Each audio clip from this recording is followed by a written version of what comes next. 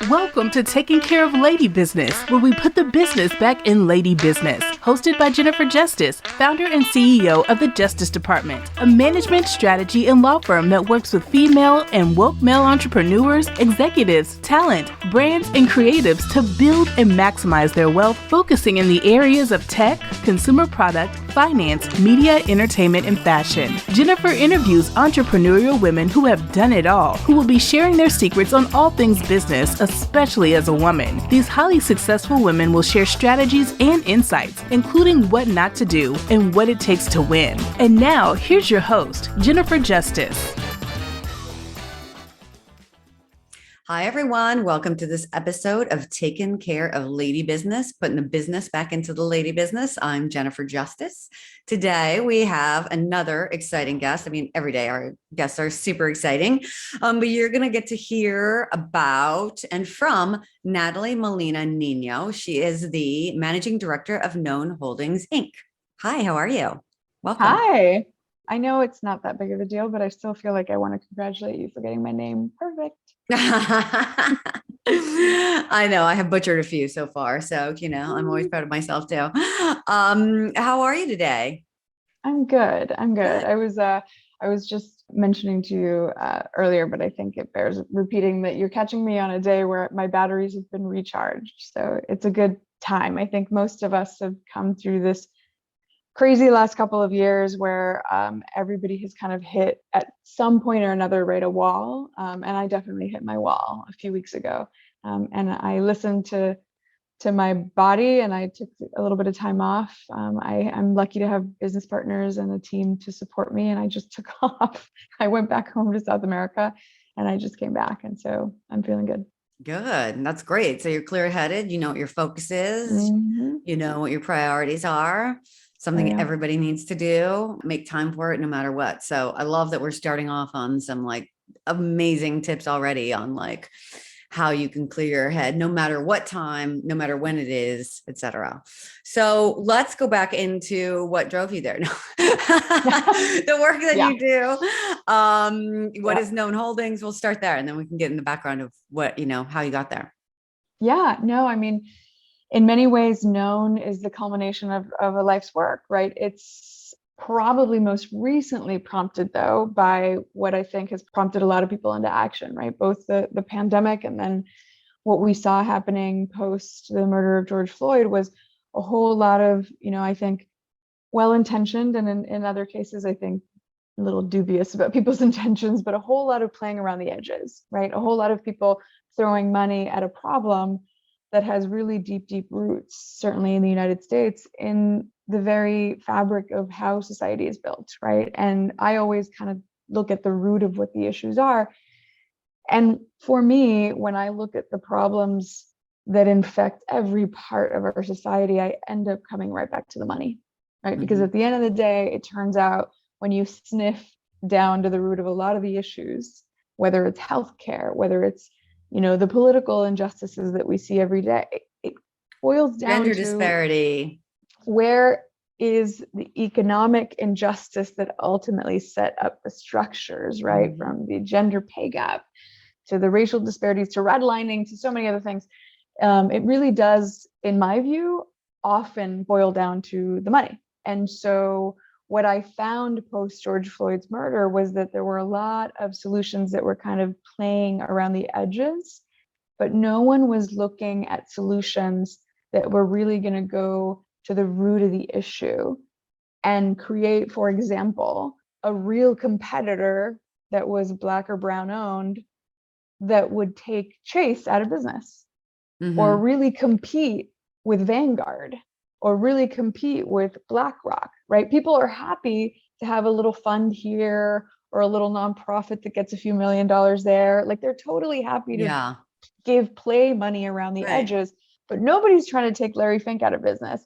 Nobody's trying to take Jamie Dimon and give him a true competitor. Nobody's trying to take the true giants that run the economy and give them a BIPOC owned competitor to give them a real run for their money, right? Or, by the way, any of the law firms, Skadden Arps, Cravath, Or the big media companies, or the media big healthcare companies. companies, or the big insurance companies. Exactly. So all of the titans of industry, the real, I would say, infrastructure of the economy that is ultimately run by, let's be honest, a handful of massive corporations, right? No one's trying to create the real competitors. They keep giving Black and brown owned businesses just enough to get to that small to mid-size, and then that's enough. So they can control it, right?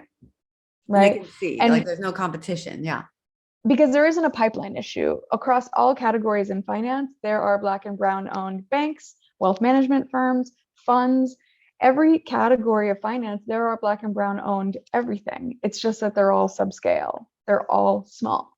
And so the bottom line is we created Known a couple of years ago and we launched in November. So it's been a work in progress for a long time, but we launched just a few months ago, where what we've been done is the thesis is that every large entity in finance has spun out of some sort of a mothership, all of them. When you look at every large entity, they came out of somebody that incubated them, and they spun off of either they are a subsidiary of a mothership in some formal way, right? They spun off of Blackstone the way that BlackRock did, right? Or in some sort of formal structured way, or it was a more informal way where it was a mentorship, right? Somebody wrote a check to somebody in some quiet way had somebody's back, right? Took care of them, wrote them checks, made introductions, and did all of the things that a good mentor and a good sponsor does, right? But regardless, they were incubated by somebody. Whereas when you look at Black and brown owned anything, they're the first, they're the only, they're in a silo, they're a pioneer, they're by themselves in an island, right? They're not spinning off of any mothership. And so what essentially Known is it's a mothership. We've created a platform that is a shared services platform that takes legal, compliance, bookkeeping, fundraising, business development, all of the things that especially financial companies, whether they be financial services, whether they be fund managers, banks, all of the different categories around finance, all of the things that they tend to need support with in order to grow and scale and become those huge titans of industry, we take care of that so that those business owners can focus on what they do really well. And we consider ourselves kind of a pit crew, right? We're the pit crew that sits there quietly getting the tough stuff done so that the race car can get across the finish line. Right. Amazing. And so how do people become part of this platform? What happens? We tend to work with people that we are either invested in. And so we work with companies that we either bring in by virtue of having invested in, or we joint venture with them. And the reason for that, as you can imagine, we can't put our sort of services out there for anybody to access, because what we want to do is we want to pick winners. I mean, that's the thing about race cars, right? We want to pick who the winners are. We want to pick who we work with. We want to be sure that we are working with partners who are mission aligned. We want to be sure that we're working with people who understand what we're trying to accomplish in the world, right? It's for us, it isn't simply about picking people that are BIPOC owned, even though that is a really clear criteria for us. We want people who understand that we have a bigger vision, which is not just about making a handful of people very wealthy.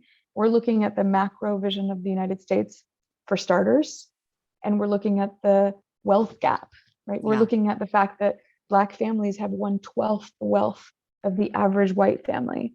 And if you want to build a business that is going to close that gap at a macro level nationally, and if that's your vision, more than simply becoming a millionaire or a billionaire, if you understand that our goal is to close that gap over the course of not just the next decade, but over the course of the next 100, 200 years, that's the mission, then you're a great partner for us. If you're in it simply to make a quick buck, then you may not be the partner for us. So we either invest in or partner with companies. And once we do that, then our services are available to you.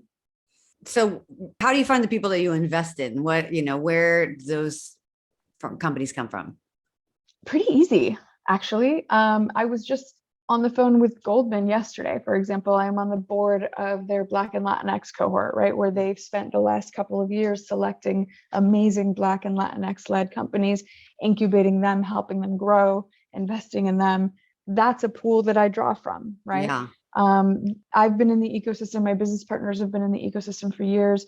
Between my two business partners, they have probably invested LP, right, so limited partner checks into fund managers of color in the United States over the last number of years.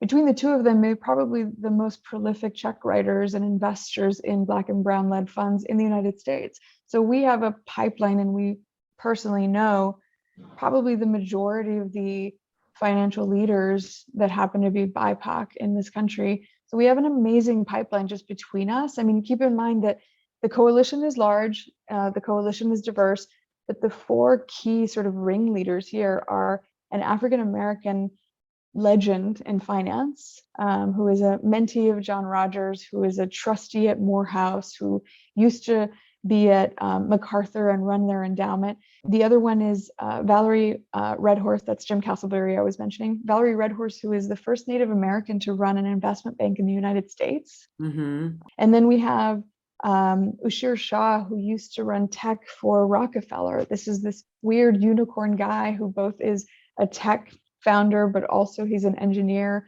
but also he knows a ton about finance. We've got this strange combination of weirdos who happen to know about finance and tech, and who also happen to be people of color who have been doing this their whole lives. So it's not really a case of us going out and looking for the pipeline. We kind of are the pipeline. Right. Are there specific segments that you would invest in or joint venture with? Yeah, we're starting with a focus on wealth management, fund managers, and then we all are paying very close attention to incubators and accelerators. And when I say fund managers, I mean fund managers across almost all categories. What people don't realize is that even though venture capital takes up a ton of oxygen, and people think that venture capital is because they watch, things like Shark Tank, and, Silicon Valley seems to take all the oxygen. The truth is that venture capital takes up about 0.05% of all business financing. It's a teeny tiny niche industry. I didn't know that. Yeah. See, and so learn something every time. Yeah, and so venture capital is, generally speaking, across the board, when you look on average of all venture capital funds, the majority of them don't return their investors any money. And so if I had an industry that the majority of the time wasn't successful, I would spend a lot of time on marketing and PR too. Yeah. But the fact is they make a lot of noise. They don't represent the majority of business financing. And so when we look at the overall spectrum of fund managers, yes, venture capital is a part of what we look at, but it's a small part of what we look at. So we look at real estate, we look at debt. We definitely will look across all categories of fund managers. Incubators and accelerators are really interesting to us, because we know that you can't simply throw money at a problem. We know that founders need to live in an ecosystem where, yes, you write them checks. Yes, you give them money. But you also got to give them support. I mean, Jennifer, you know this. Yeah. Right? You've got to live in an ecosystem where you give wraparound services to people. You coach them. You give them legal. You give them, all the sort of advice and mentorship, in the dead of night that keeps founders up, right? Worrying about how they're going to make payroll at the end of the month. It's more than simply giving them money. And incubators and accelerators, the good ones anyway, they do that. And so that's another key part of what we pay attention to. So to start with, those are the three categories that we're paying attention to. It's fund managers, it's wealth managers, and it's incubators and accelerators. We'll grow into other categories, but right now, those are the three things that we pay most attention to. And you guys just launched not long ago, right? Like a year or so? What is it? November. Yeah. Oh, it was just this last November. Yeah. Oh, wow. And so obviously, like, this is slowly going. I mean, how many companies have you partnered with, invested in, JV? We're at less than a dozen at the moment. And in May, June timeframe, we'll be announcing a number of others, including a number of larger institutional companies that we're also partnering with, who love what we're doing and who kind of want to be a part of what we're doing as well. And that'll give us a lot more dry powder to be able to even expand what we're doing. The fact is there just aren't very many people who understand the model that we're building, right? And there are people who have tried and who are struggling. Look, if you look at some of the largest financial institutions, right, they're losing their communities of color. They're losing their vice presidents and presidents who are people of color. You're seeing it at Goldman. You're seeing it at BlackRock. They launched interesting initiatives with lots of zeros behind them. And then the people who were running those initiatives have left, right? It's a testament, I think, to the lack of real integration, right? Where you can launch an initiative, you can put out a great press release, but if your own team members know that you don't have true believers within the organization that can actually deliver on the mission, these things aren't going to last. And there's a question mark even within your own teams about whether you can deliver. That's not a question with us. And so I think what's going to happen is you're going to see more and more of these large institutions backing us and saying, all right, you guys deliver, right? And I think that's what's going to keep happening. So if I am a business, so it doesn't have to be a founder with that's a person of color. It just has to be mission aligned. Our investors come from everywhere. Yeah. Our investors are families who, for example, just want to put their money where it matters. Yeah. Our wealth management companies have clients from all over the place, foundations. We even have universities who are saying, you know what, we want to be sure that our endowments are invested in ways that matter. Can you manage our endowment? I mean, so people who want us and our platform and our partners to manage, again, their endowment, their personal wealth, they come from all over. So yeah, absolutely. I mean, the door is open to anybody who simply wants their money where people with a conscience and people who care about where their money, sleeps at night. If you care about where your money is managed and how it's managed, then this is probably a place to think about putting it. Right. So we've had this conversation on this podcast before, in particular, like we've never had, capitalism gets such a bad rap, but we've never had capitalism where it's control, like the money and wealth and is controlled by everybody, not just the people who were initially, who drew up the Constitution and the Constitution protected, right? Which is nobody on this, podcast right now.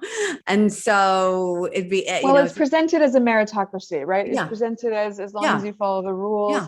And the rules have never been fair. The rules have never been actually followed. Yeah. There's always been loopholes, and the loopholes have always favored a select few, and the select fews, few always looked like the founding fathers, right? Yeah. This idea of a meritocracy is a mythology that's never actually, existed in real life. Yeah. And so what is the goal of Known in 5 years? The goal in 5 years is to have close to trillions under management, so that what we can legitimately say is that we have taken trillions of dollars, which, by the way, today, I should probably preface this as a background piece. Today, the entire world's money, even though 70% of the world is people of color, the entire world's money is managed by less than 2% people of color, right? So I would say within 5 years, I want that 2% number, hopefully with the help of Known, to have increased exponentially. I want to have redirected the world's capital so that people of color are closer and closer to controlling what is proportionally fair. We represent 70% of the world. We should be controlling at least 70% of the world's money. Right. I don't think we can get there within 5 years, but within 5 years, we better be getting closer to that. Right. Amazing. So how did you get here? What was your background to get you in this place? Very circuitous. And actually, Jennifer, I took a little detour into your world and into the entertainment world. I am an engineer. I'm an engineer who had a career in tech, and the career in tech was specifically around global tech. So my businesses were about taking tech businesses international. So I helped, for example, people like Microsoft take their products and make them work in German, French, Italian, Hebrew, Arabic, etc. Right? We eventually worked with people like Bing and Google. The reason that the early days of Google, for example, the reason that you could Google things in German, Italian, Hebrew, Arabic, etc., is because my companies helped create those algorithms in those languages. And so we were in the early days of building those algorithms in all these different languages. And then we got into gaming, and we started to build games for people like Disney and Electronic Arts and Nintendo and all these other folks. And so games are really complex, right? Because think about it, when you buy a computer and say you're a French speaker and there's something on the computer that isn't translated perfectly, you're not going to take that computer and throw it out the window, right? Like, you spent a lot of money on that computer.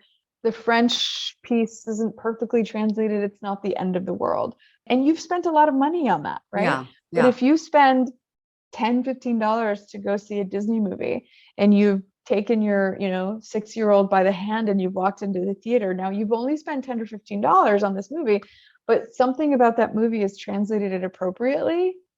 You will possibly take that same kid by the hand and walk out of the theater, right?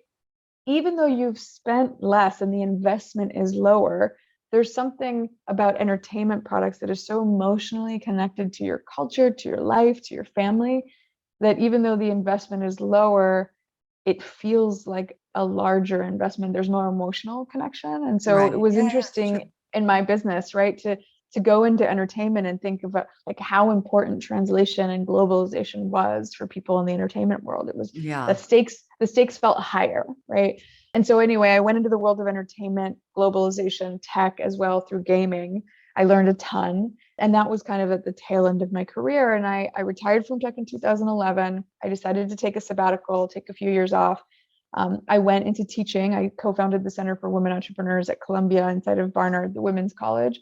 Moved to New York, which is it's my happy place. After a stressful 15-year career in tech, nobody understands this, but New York is where I come to relax. New York is where everybody runs at my pace and my speed, so I don't feel like I have to push as hard. And I spent a few years teaching, and I published a book about women entrepreneurs for women entrepreneurs. And I just spent a few years kind of paying it forward. I experienced a lot of good luck, and I worked really hard. And I think that I wanted to kind of have the next generation maybe have it a little bit easier than I had it. And so I spent a few years paying it forward. And then in the process of doing that, I came to the conclusions that you and I just talked about, where I realized that the root of a lot of the problems that I was seeing that I experienced were really in finance. And so in 2016, I decided I would get into investing, really because no amount of books that I could write or trainings that I could give or teaching that I could do in any college environment could solve the really simple problem that women just weren't getting the capital. And that was at the end of the day, what I determined was the root cause of a lot of the issues that I was seeing. And, a 40-year-old woman that has massive amounts of both education and skill and talent who isn't getting the same kind of capital that a 19-year-old at Stanford, a guy, is getting, right? Education is not the solution there, clearly. No.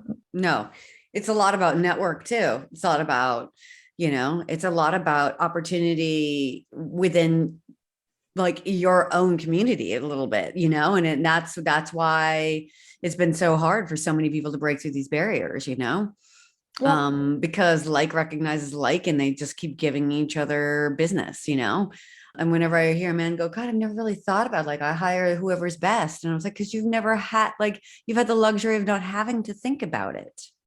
You don't know what it's like. So no, I totally understand. And so you started investing, and that was on a personal level too, right? Well, what I did is I've always been investing as an angel investor, basically since I started in tech. So on a personal basis, I had invested in little companies. Most of my companies were based out of Seattle. And so I bumped up against all sorts of little tech companies and even just local small businesses that I bumped into in the Seattle area. But then what was happening was in 2016, I was able to partner with a group, start basically my first investment company. And I got lucky. Look, one of my first investments was a company that you're very familiar with, was a company that approached me shortly after I launched my first investment company. Washington Post covered the story of the launch of my company. At the time, I had been advising the Obama White House, and they were kind enough to let me launch my first investment company on the South Lawn. I don't know if you remember, but in October, the last quarter of Obama's White House, they decided to do a partnership with South by Southwest, and they did this event called South by South Lawn. Do you remember? Yes, I do. Yeah.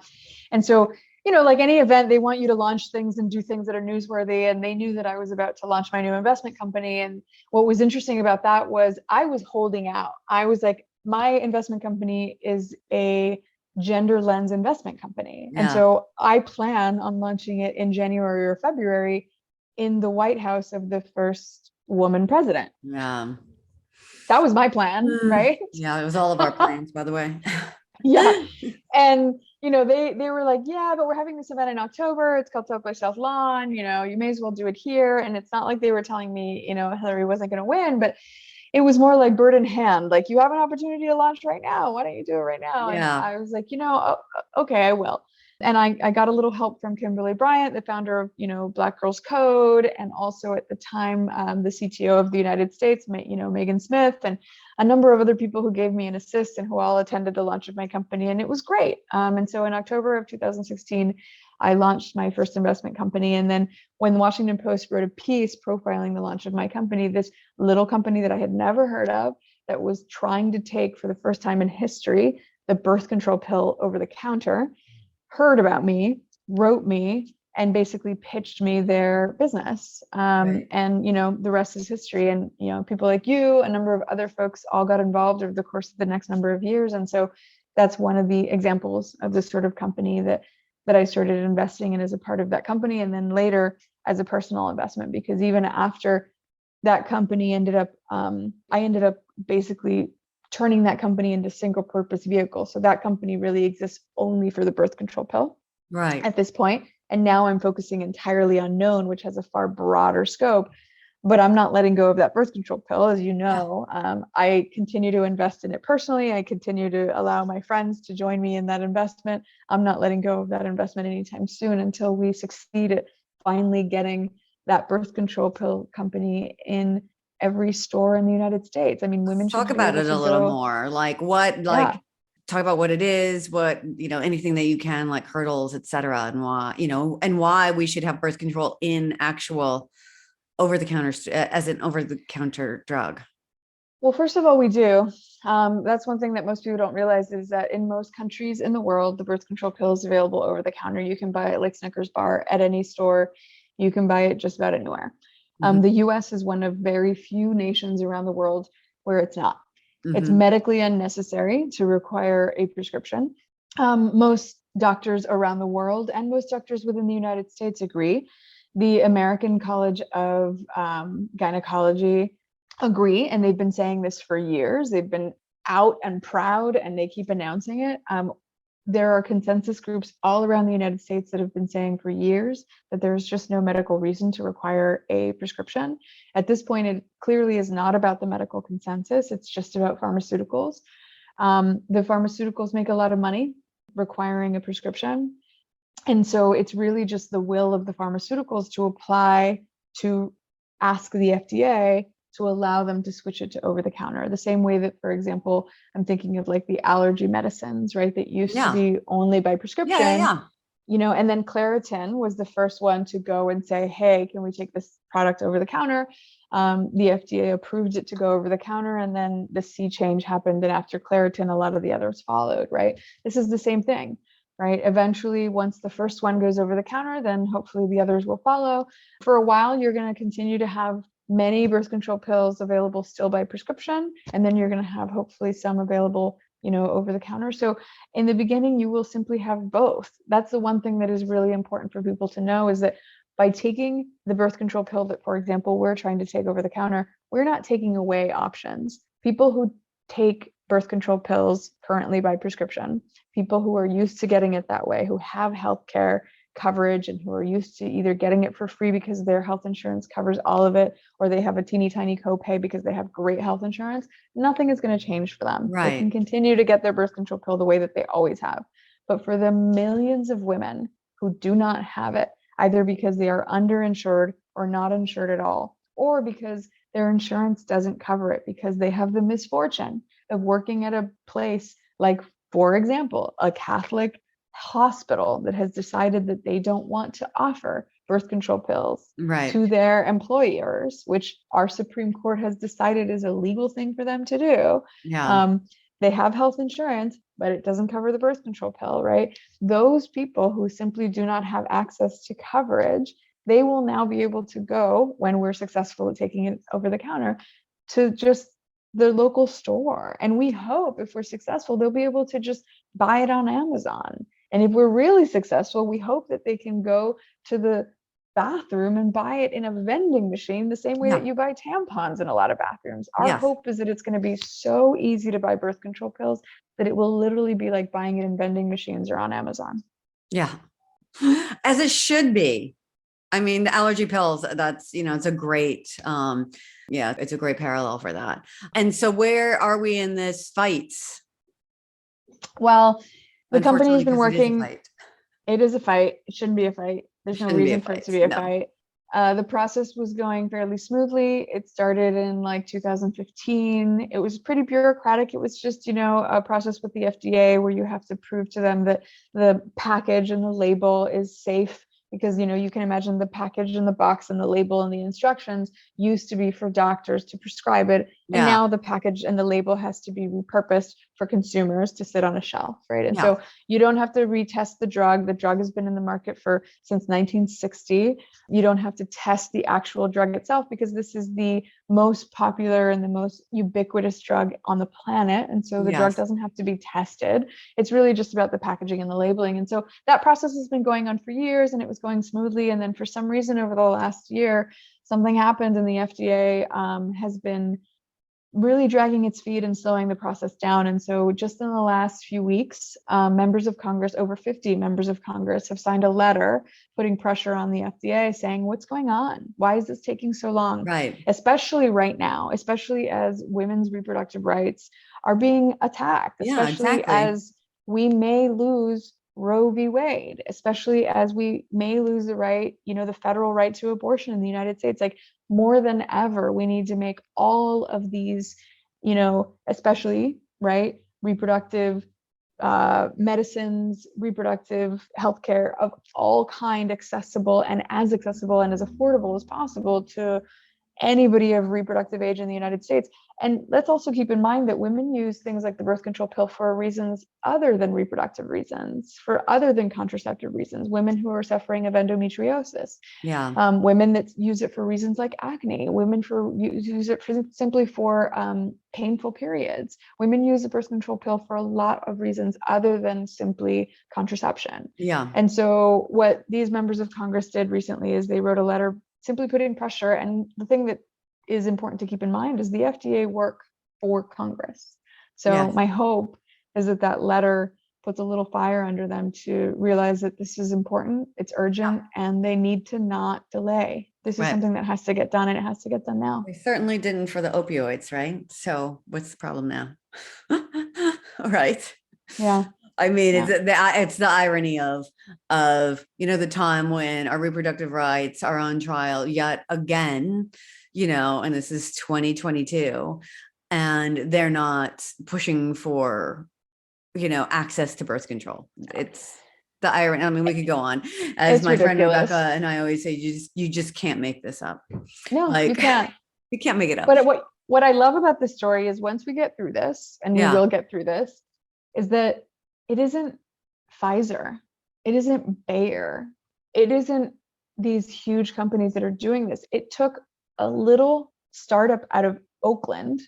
It took a couple of doctors who were fed up with the situation. And then it took a bunch of misfits like you, like me, like just a bunch of basically malcontents who were like, enough, right? And we all pooled our money and we said, let's do this. Let's figure out a way to circumvent the system. And so I love that it basically took a bunch of people pooling, our dollars and cents, coming together and saying, let's start a little entrepreneurial startup and let's figure out a way to quietly circumvent big pharma and get this done, get this thing done that nobody else has been able to get done. And so when we get through this, and when hopefully members of Congress and others finally push the FDA to do the right thing, we're going to end up getting this in the hands of millions and millions of women, especially, and this is the most important thing for me, Black and brown women who are disproportionately impacted by the absence of this in the market. Yes. Right? Because we're not just putting it in the market without a prescription, we're also making it affordable, right? Yeah. That's who's going to benefit the most. And I can't wait. Like, I have to tell you, like, as busy as I am with Known, which is now my primary focus, this personal project for me, which is ultimately what it is one of the most important things in my life, right? Because if I get to, and I say this all the time, if I'm lucky enough to be an old woman and I look back and I think that one of the things that I got done in my life is I got to put the birth control pill, or be a part, right, of getting to put the birth control pill in the hands of millions of women who wouldn't have had access to it. Yes. after waiting since 1960 to get it done, because that's how long it's crazy. taken. No, I'm so glad we covered this, because it's insane. It's actually insane that it has not happened. I mean, isn't it like, I think the quote that I heard from you from one of the doctors, in the company was like, you can buy a cigarette over the counter, which is known to basically be deadly. And you can't get a birth control pill, which for many people is the life-saving drug. Exactly. Life-saving. Exactly. Well, look, I can't keep you here forever. As you know, you need to go on and get all this amazing work done to make this world a better place. I do ask one question at the end of every podcast, and that is, what is the worst advice you've ever received? So much. I know. God, where do you even begin? Yeah. The first one that comes to mind is fine. The first one that comes to mind was someone who thought that I would be it's so funny because it's almost like the contradiction to my book. My book is called Leapfrog, right? It's this idea that you could move up in your career too fast, too soon. Yeah. That was the advice. Mm-hmm. That this amazing, huge opportunity that I said landed on my lap, but obviously I had earned it. Yeah. That while it seemed like an amazing opportunity and like I would be dumb to say no, that I should be careful because it's possible to jump too fast, too soon. And if I crash and burn, my career would never recover. That was the advice that I was given. Right. And of course I ignored it. Yeah. And of course, I now know it came from a place of envy or jealousy or who knows what sort of toxic place it came from. But man, I mean, it was genuinely somebody that was telling me not to leapfrog, right? Not to take, yeah. Okay, no, it's pretty bad. No, don't take something that you know that you can do. I mean, especially if you know enough to surround yourself with a way to, empower yourself, you know what I mean? And make sure that you're set up to succeed. Yeah. And don't take a risk on yourself. Yeah, exactly. Or don't take a moonshot. Like, I mean, how many men get the advice? It was basically don't take a moonshot. Right. Well, all right, everyone, do not listen to that. But if people want to find you, your companies, what do they do? NathalieMolina.com, and Natalie's with a TH. And what about anything about the birth control pill? How do they look that up? Yeah, super easy. The name of the company is Cadence. And, we're taking the birth control pill over the counter, which is the acronym for that is OTC. And so the URL for that is cadenceotc.com. Amazing. All right, everyone, look out for all of these amazing companies and things that Nathalie has been doing to make this world a better place. With your help. A very small part. Thank you for listening to this episode. Let us know what else you want to hear about. Until next time, I'm Jennifer Justice.